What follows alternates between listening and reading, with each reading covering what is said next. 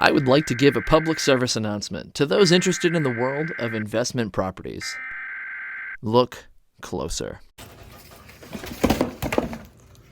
What the actual What does that mean? Only that the home looked like this before. Better get a sump pump, unless you want an indoor pool or a rain gutter regatta for your balsam wood boat or a rubber duck race. Then congratulations. No? Not like this? You didn't want that? Oh, great. There are many clear aspects of due diligence in the world of purchasing a property that are usually handled with a home inspector. Curious enough, these are not required, and even more curious, some states don't even require the people to be licensed to do such a thing. I'm going to put those states on blast right now, in case you live in one of them, or if you just simply live in the state of denial. And to anyone that's viewing this outside of the seemingly United States of America, chances are your country's building standards and political systems are a wee bit better than what we've got going on around here. I've traveled to 48 countries thus far, and besides the incredible food standard difference, there is a building standard difference and an ethics standard difference. Hence the desire to eat freshly pooped eggs here, and if you want to try to have something done right, you do it yourself, or you fail miserably, and then try again. So that brings us back to this fun surprise. Home inspections give a general overview of the home. The foundation, the garage, walls, roof, grading, electrical, HVAC, plumbing, septic, and the kitchen are all taken into consideration. Then, there could be additional deep dives of radon, lead, termite, mold, and asbestos. I'm baking muffins as best as I can. Keyword here is general. Most inspections aren't going to do a deep dive, and certainly not if they aren't even licensed, qualified, or care. And it's not their indoor plunge pool, it's yours. And then sometimes you'll have someone put up walls. And behind those walls are the fact that this home was wet. This brought about a new question. Why is water so wet? So let's see. If we go to the town's very own GIS map, we can learn about the Geographic Information System. And here comes the reveal. This house is literally on an aquifer. And if you'd like to know what an aquifer is,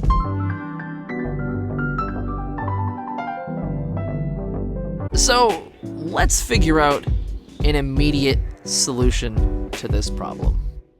Alright, after tearing out what we're going to refer to as the wall of concealment, the drywall and the paneling, there is a very obvious line of water that was about 1.5 to 2 feet here.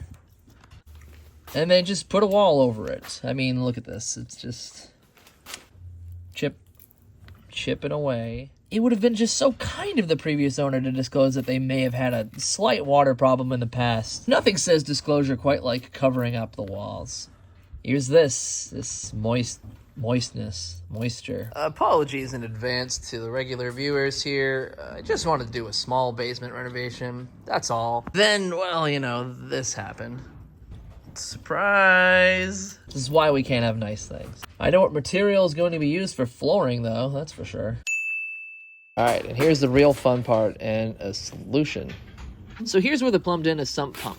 These are to be installed at the lowest point of the home, which this is a literal square foot of concrete void right here. And just like a toilet has a float to tell us when it is full to stop excess water, there's a float switch that's on this, which when triggered by enough water, it will kick on. Should we put some goldfish in here? So they did this with the conduit, originally going right up and over this foundation, which is exactly what I am, over it. But really, the only notable downside to sump pumps are that if the power is out and goes down, this place will flood since these operate off of electricity, which is another key reason to get a solar system with a backup battery storage. So now let's go outside. What's even more curious is the amount of draining that this has done. Look at this. This was their solution. Let's just to have water pee outside off into the streets. I mean, look at the pressure. You can have a rubber duck race with this.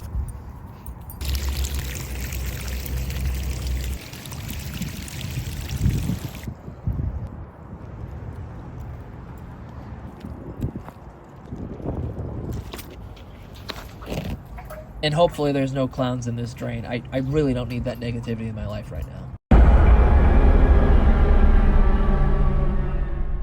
On the bright side of all this, though, if we come over here, I mean, there is some potentially really clean water. I mean, it's filtered through sediment. Maybe there's a wee bit iron oxide content to it, perhaps. Some other things, but, you know, nonetheless, I mean, this is no different than what you're going to get at Poland Springs. You could just sell this to them. If only they would just stop using plastic bottles. There's a better way. Aluminum cans, guys. Just boxed water. Oh, hark, look at this. How about a nature fun fact for the day? This may look like a bald eagle roost here.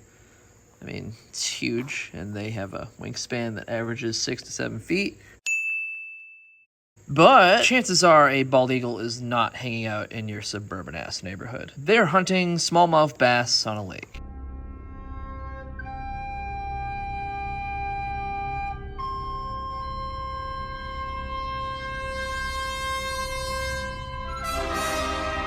This rather large arrangement of sticks and leaves would most likely be a squirrel's nest, and it's better that they do this here than inside of your fascia board, so yeah. Admittedly, upon the initial inspections here, this just looked like the road was bad, like a typical New England road.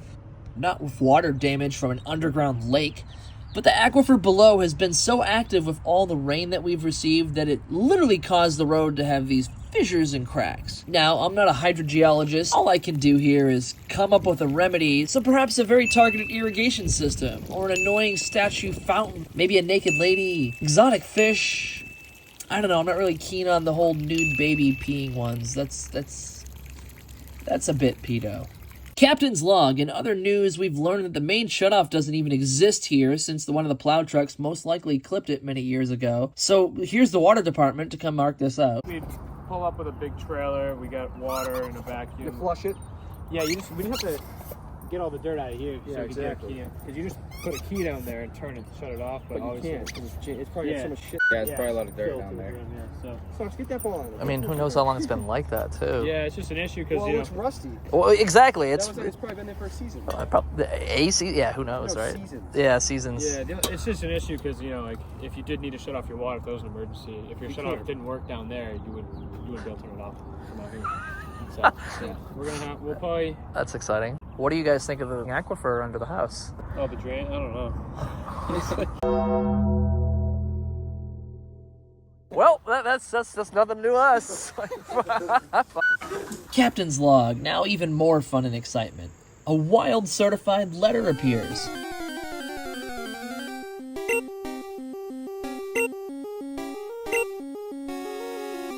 So look at this. This is cute.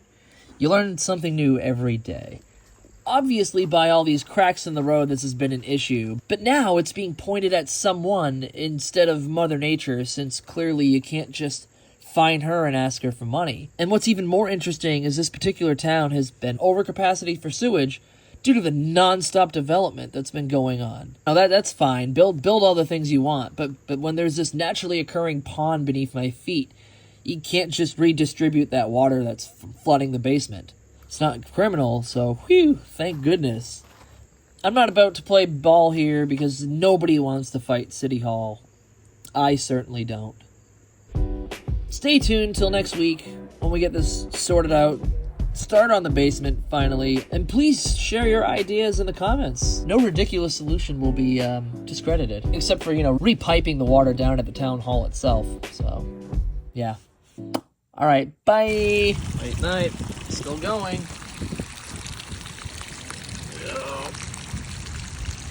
Still going. Ah!